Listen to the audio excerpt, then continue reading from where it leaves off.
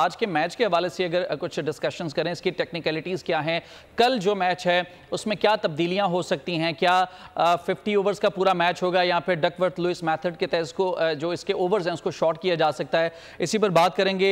बोल न्यूज़ के नुमाइंदे एजाज वसीम बाकरी हमारे साथ इस वक्त मौजूद हैं। एजाज, वही हुआ जिसका खदशा था, मैच कल तक पोस्टपोन कर दिया गया है। इससे पहले हमारी आपसे बात हुई थी, आपने बताया कि तकरीबन 10 से 10:30 बजे का कट ऑफ टाइम होता है जिसे 12 बजे तक बढ़ा दिया गया है, लेकिन फिर इंतजार नहीं किया गया। इसकी क्या वजूहात हैं?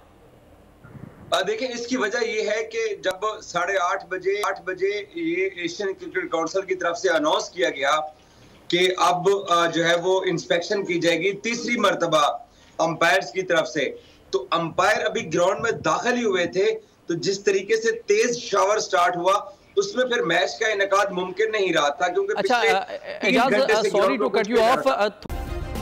सब्सक्राइब करें और बेल दबाएं ताकि कोई खबर रह न जाए।